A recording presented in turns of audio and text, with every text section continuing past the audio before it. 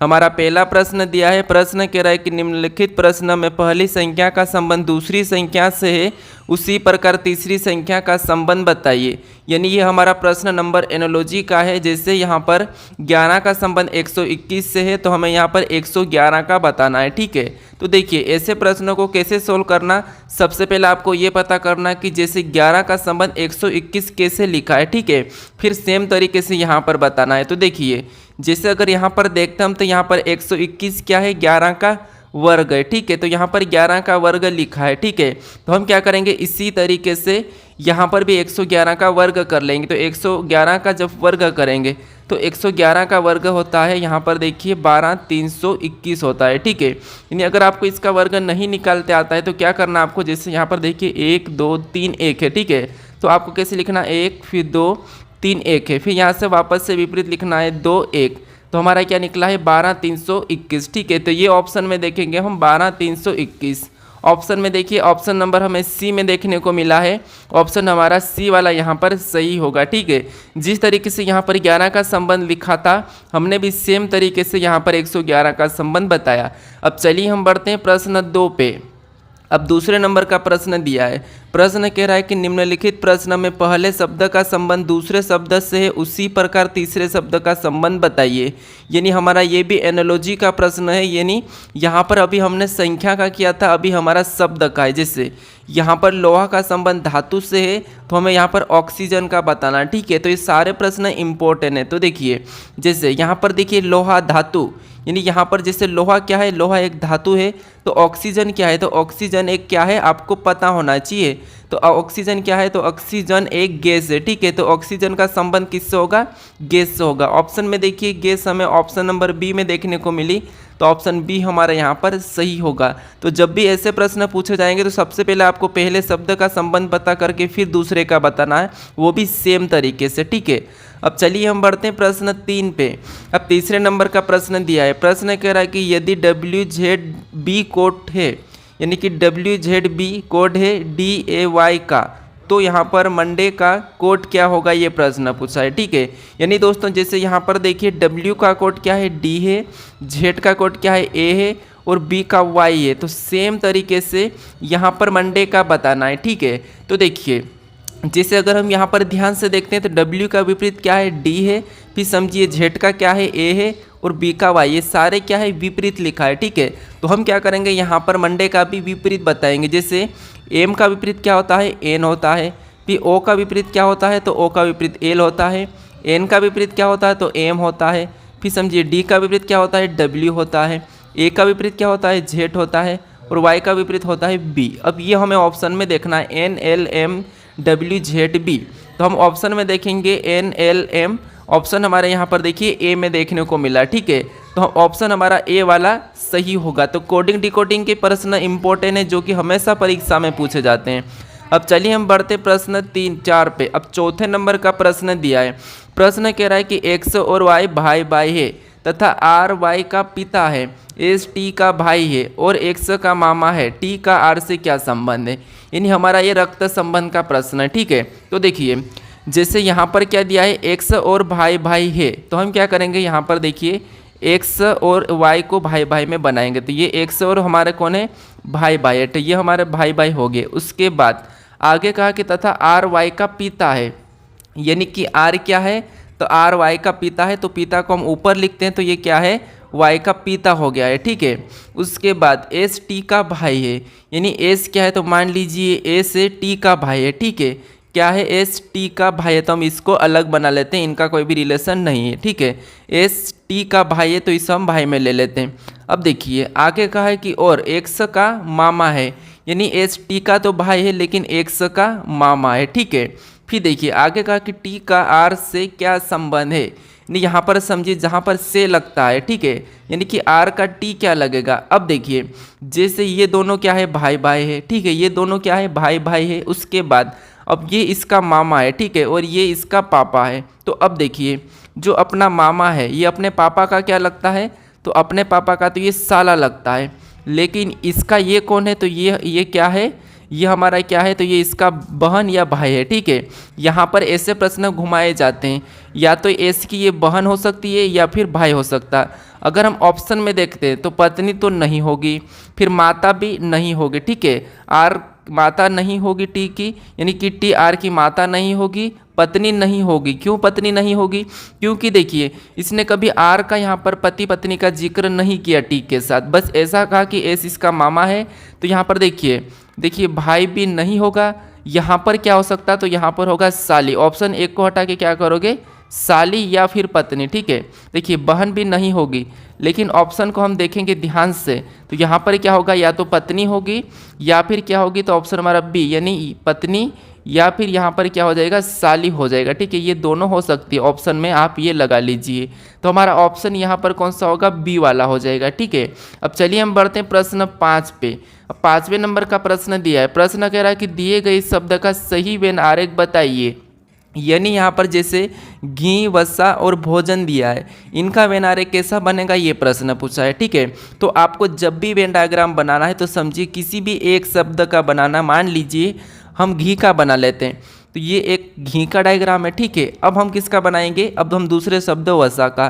तो अब देखिए ये जो घी है, ठीक है, घी क्या है? वसा के अंदर आता है, तो हम क्या करेंगे? वसा के अंदर बना लेंगे। फिर देखिए हमने वसा के बनाने के बाद अब किसका बनाएंगे? भोजन का। अब भोजन का कहाँ पर आएगा ये समझना है। तो आपको ये पता होगा कि भोजन में वसा और घी दोनों आ जाते हैं, ठीक है। तो ये दोनों के दोनों इसके अंदर हो जाएंगे, यानी कि डायग्राम कैसा बन जाएगा? इस टाइप से बनेगा। ऑप्शन में देखिए डायग्राम हमारा ऑप्शन ए में दिया है, तो ऑप्शन ए हमारा यहाँ पर सही जवाब होगा, ठीक है। अब चलिए हम बढ़ते हैं प्रश्न 6 पे। अब 6 नंबर का प्रश्न दिया है। प्रश्न कह रहा है कि नीचे दिए गए विकल्पों में से संबंधित अक्षर को चुनिए। यानी यहाँ पर जैसे BJCI का संबंध JBIC से है, तो हमें CXDW का बताना है, ठीक है। तो देखिए ये भी हमारा एनालॉजी का ही प्रश्न है। एनालॉजी 3 प्रकार की आती है, फिर एक तो नंबर की आती है, दूसरी हमारी शब्द की आती है, और तीसरी हमारी लेटर की आती है, ठीक है। तो देखिए जैसे यहाँ पर देखते हम जो लेटर है, यहाँ पर देखिए B और J को आपस में क्रॉस करा है, ठीक है। फिर यहाँ पर देखिए CO को पीछे लिखा, I को उसके आगे लिखा, यानी अगर हम ध्यान से देखते हैं तो इनको आपस में क्रॉस करा, इनको आपस में क्रॉस करा, ठीक है। फिर यहाँ पर क्या लिखा? J, और यहाँ पर B, और यहाँ पर I, और यहाँ पर C। तो हम क्या करेंगे? इनको भी आपस में क्रॉस कर लेंगे, ठीक है। तो आपस में क्रॉस करेंगे तो सबसे पहले X लिखेंगे, फिर हम C को लिखेंगे, फिर W को लिखेंगे, और फिर D को लिखेंगे। यानी यहाँ पर X, C, W, फिर यहाँ पर D होना चाहिए, ठीक है। तो ऑप्शन में देखिए ऑप्शन हमारे यहाँ पर X, C, W, D, option number D में दिया है, तो ऑप्शन हमारा D वाला यहाँ पर सही हो जाएगा। अब चलिए हम बढ़ते हैं प्रश्न 7 पे। अब 7वां नंबर दिया है प्रश्न कि यदि पुलिस को शिक्षक कहा जाए, शिक्षक को राजनीतिज्ञ, राजनीतिज्ञ को डॉक्टर, और डॉक्टर को वकील तथा वकील को सर्जन कहा जाए, तो अपराधियों को कौन पकड़ेगा? यानी देखिए जब भी ऐसा प्रश्न पूछा जाएगा तो आपको सबसे पहले यहाँ पर ध्यान देना है कि अपराधियों को कौन पकड़ेगा। तो आपको ये पता होना चाहिए कि अपराधियों को कौन पकड़ता, तो आपको पता होना चाहिए कि अपराधियों को पुलिस पकड़ती है, ठीक है। कौन पकड़ती है? पुलिस। अब देखिए जैसे यहाँ पर अगर अपराधी को कौन पकड़ेगा? पुलिस, ठीक है। तो पुलिस को क्या कहा? तो पुलिस को शिक्षक कहा गया। तो हम क्या करेंगे? यहाँ पर सही जवाब शिक्षक लगाएंगे। ऑप्शन में देखिए शिक्षक हमें ऑप्शन नंबर ए में देखने को मिला, तो ऑप्शन ए हमारा यहाँ पर सही होगा, ठीक है। क्योंकि यहाँ पर कुछ प्रश्न क्या है, यहाँ पर देखिए जैसे अगर शिक्षक को राजनीतिक कहा गया तो हम राजनीतिक ही कहेंगे, ठीक है। और डॉक्टर को वकील कहा तो हम वकील ही मानेंगे। ये हमारा कोडिंग डिकोडिंग का प्रश्न है, जैसा प्रश्न कहा हमें वैसा ही सुनना है, ठीक है। अब चलिए हम बढ़ते हैं प्रश्न 8 पे।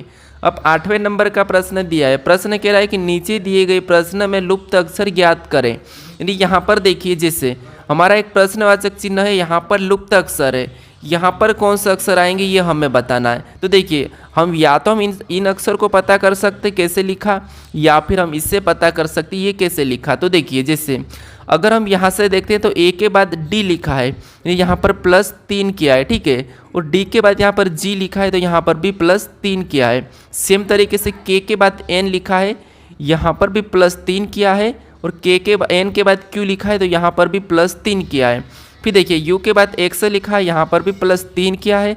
तो अगला हम लाने के लिए +3 करेंगे, तो एक्स हमारा कितने पे आता है? 24 पे आता है। यानी +3 करेंगे तो कितने हो जाएंगे? 27 हो जाएंगे। अब अल्फ़ाबेट में क्या होता है? 26 अल्फ़ाबेट होते हैं, और 26 नंबर पे क्या होता है? जेड होता है। तो अगला हमारा 27 यानी कि 1 हो जाएगा और 1 नंबर पे क्या आता है, ए आता है। ठीक है, तो यहाँ पर क्या हो जाएगा, ए हो जाएगा। ऑप्शन में देखिए ए, तो हमें ऑप्शन नंबर बी में मिला है, तो ऑप्शन नंबर बी हमारा यहाँ पर सही हो जाएगा। अब चलिए हम बढ़ते हैं प्रश्न 9 पे। अब 9वें नंबर का प्रश्न दिया है। प्रश्न कह रहा है कि निम्नलिखित प्रश्न में आकृति का एमेड रेखा प्रतिबिंब बताइए।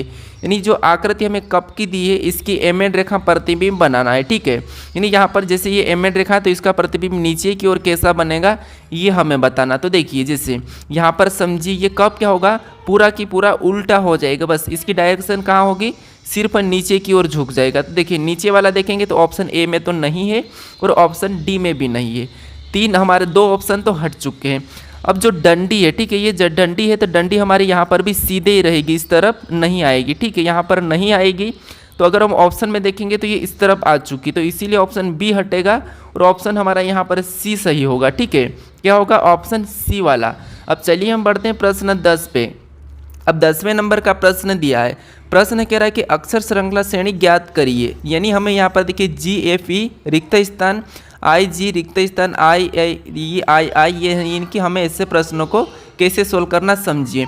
जब भी आपको ऐसे खाली स्थान यानी कि रिक्त स्थान वाले प्रश्न मिले तो आपको क्या करना है, यहाँ पर गिन लेना है। जैसे यहाँ पर 1, फिर 2, 3, 4, 5, 6, 7, 8, 9, 10, 11, 12, 13, 14, 15, 16, 17, 18, यानी हम इसे 3-3 में या 4-4 में काट सकते हैं। लेकिन आपको सीधे ही क्या करना है, इनको 4-4 भाग में अलग कर लेना। ठीक है, 4-4 भाग में अलग कर लेना है, फिर इसे सोल्व कर लेना। तो हमने देखिए 1, 2, 3, 4, फिर देखिए 1, 2, 3, 4, 1, 2, 3, 4, फिर देखिए 1, 2, 3, 4। तो ऐसा हम क्या करेंगे, इसको 4-4 में अलग कर लेंगे। ठीक है, अब देखिए सबसे पहले आपको क्या देखना है, यहाँ पर देखिए हमारे रिक्त स्थान क्या है, तो ई के बाद है। ठीक है, ई के बाद, तो ई के बाद यहाँ पर आई लिखा है और यहाँ पर भी ई के बाद आई लिखा है। तो यहाँ पर क्या करेंगे, हम ई के बाद आई को ही लिख देंगे। ठीक है, यहाँ पर हम क्या करेंगे, आई को भरेंगे। अब हमारा यहाँ पर जोड़ा क्या बना है, GFEI। ठीक है, GFEI।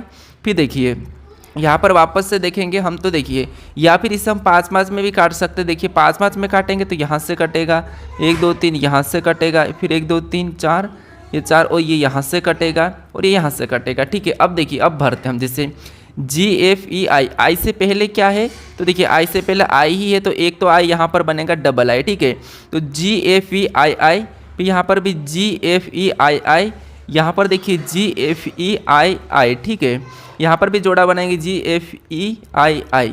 अब देखिए हमारा सभी जोड़े में सेम आना चाहिए, जैसे GFEII, GFEII, GFEII, GFEII, यानी सारे के सारे शब्द हमें सेम तरीके से पढ़ने वक्त आना चाहिए। ठीक है, अब देखिए हमने कौन कौन से लेटर को भरा है, तो सबसे पहले हमने आई को भरा, फिर हमने एफ को भरा, फिर हमने जी को भरा, फिर हमने आई को भरा, फिर हमने ई को भरा।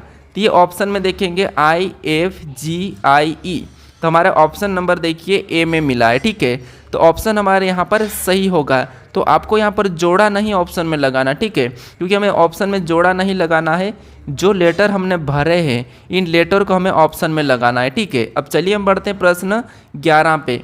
अब 11 नंबर का प्रश्न दिया है। प्रश्न कह रहा है कि नीचे दी गई श्रृंखला श्रेणी ज्ञात करें।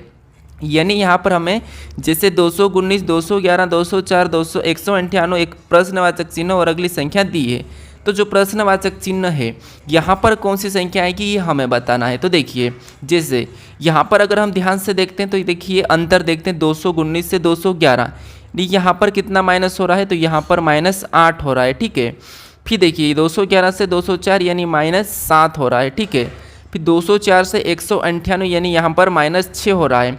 तो अगली संख्या लाने के लिए यहाँ पर माइनस कितना करना पड़ेगा, 5। तो अगर -5 करेंगे 98 में से तो यहाँ पर हमारे कितना हो जाएंगे, 193 हो जाएंगे। ठीक है, जो प्रश्नवाचक है यहाँ पर 193 और 193 में माइनस अब क्या करेंगे 4 करेंगे तो हमारे 189 आ जाएंगे। ठीक है, और यहाँ पर 189 दिया है। तो जो प्रश्नवाचक चिन्ह है यहाँ पर क्या आएगा 193 यानी कि 193।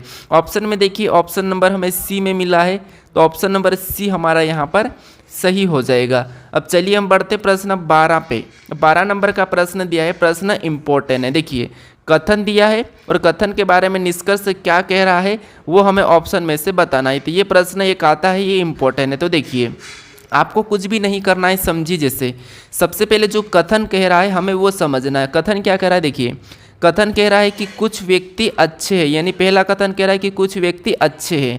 तो देखिए यहाँ पर देखिए ये कुछ व्यक्ति है, ठीक है, ये कुछ व्यक्ति है, तो व्यक्ति का मैं वी लेता हूँ, ये क्या है अच्छे, तो अच्छे यानी कि कुछ वाला ऐसा डायग्राम बनाएंगे, और अच्छे का मैं ए लेता हूँ, ठीक है। अब देखिए कुछ व्यक्ति क्या है अच्छे, इसको मैं कलर लेता हूँ, कुछ व्यक्ति क्या है अच्छे है, तो ये डायग्राम बना कुछ वाला ये अच्छे का है, ठीक है। अब दूसरा कलर देखेंगे, यानी यहाँ पर देखिए कुछ व्यक्ति बुद्धिमान है, दूसरा कथन कह रहा है कि कुछ व्यक्ति, तो व्यक्ति हमारा यहाँ है, तो इसका ऐसा बनेगा कुछ व्यक्ति बुद्धिमान है, तो बुद्धिमान का बी लेता हूँ। अब देखिए इसके बारे में निष्कर्ष क्या कह रहा है हमें ये देखना है। तो पहला निष्कर्ष कह रहा है कि कुछ बुद्धिमान व्यक्ति अच्छे हैं, यहाँ पर देखिए कुछ बुद्धिमान व्यक्ति अच्छे, तो इनका आपस में कोई संबंध नहीं दिख रहा है, तो हम क्या करेंगे, ये तो गलत कह रहा है, क्योंकि अच्छे नहीं हो सकते, क्योंकि बुद्धिमान यहाँ है और अच्छे का यहाँ है, तो ये नहीं हो सकता, इसीलिए पहला वाला तो गलत है। फिर दूसरे को देखिए, कुछ अच्छे व्यक्ति बुद्धिमान है। अब देखिए यहाँ पर कुछ अच्छे व्यक्ति बुद्धिमान है, तो क्या ये कुछ अच्छे व्यक्ति है, ठीक है, क्या इनका कोई बुद्धिमान से संबंध है, क्या नहीं है, ठीक है, तो दूसरा वाला भी यहाँ पर गलत होगा। अब आप यहाँ पर अक्सर कंफ्यूज होते हैं कि इसका डायग्राम तो ऐसा भी बन सकता, कैसा, अब देखिए ऐसा, ये कौन सा किसका हो गया, तो ये व्यक्ति का हो गया, पर ये किसका हो गया कहोगे, तो ये हमारा किसका हो गया, अच्छे का हो गया, फिर कहोगे कि ये किसका हो गया, तो ये हमारा हो गया बुद्धिमान का। अब डायग्राम ऐसा भी बन सकता, तो हाँ ये यहाँ पर क्या होता है, या वाली कंडीशन लगती है, ठीक है। फिर इसमें आपको कैसे ऑप्शन मिलेंगे, अभी तो हमारे दोनों की दोनों गलत है, ठीक है, अभी तो हमारे दोनों की दोनों गलत है, तो यहाँ पर ऑप्शन में देखेंगे केवल दूसरा तो नहीं, फिर केवल पहला तो नहीं, न तो निष्कर्ष पहला और न ही दूसरा, तो ये हमारा अभी सही हो रहा, ठीक है। ये फिर निष्कर्ष पहला या दूसरा दोनों निकलते तो ये भी नहीं होते। अगर आपको बाय चांस यहाँ पर ऑप्शन में या तो पहला, ठीक है, या तो पहला या फिर या तो दूसरा अगर ऐसा मिला, तो फिर आपको क्या करना है, ऑप्शन ये वाला लगाना है, ठीक है। ऐसी कंडीशन में ऐसा डायग्राम बनाना, तो फिर आपको यहाँ पर या वाली कंडीशन लगाना है, ठीक है, जब आपको ऑप्शन मिले तब। अगर ऑप्शन में नहीं मिले तो फिर आपको ऐसे इनका संबंध देखना है, अगर यहाँ पर संबंध नहीं मिला तो आपको ये या वाला डायग्राम नहीं बनाना है, ठीक है, तो ये ध्यान देना। तो हमारा यहाँ पर ऑप्शन सी वाला सही हो जाएगा। अब चलिए हम बढ़ते हैं प्रश्न 13 पे। अब 13 नंबर का प्रश्न दिया है, प्रश्न कह रहा है कि नीचे दी गई आकृति किस विकल्प में चिन्हित है, यानी जो W बना है ये किस विकल्प में चिन्हित है, ये हमें बताना है, ठीक है। तो चलिए इस प्रश्न का मुझे कमेंट करके बताइए कि सही आंसर क्या है, ठीक है, ये मुझे कमेंट करें। और अभी तक आप इस चैनल को सब्सक्राइब नहीं करे तो प्लीज़ सब्सक्राइब कर लीजिए। आप वीडियो देखते हो लेकिन सब्सक्राइब नहीं करते हो, वीडियो को लाइक भी ज़रूर कर दीजिए। तो चलिए हम अभी मिलते हैं।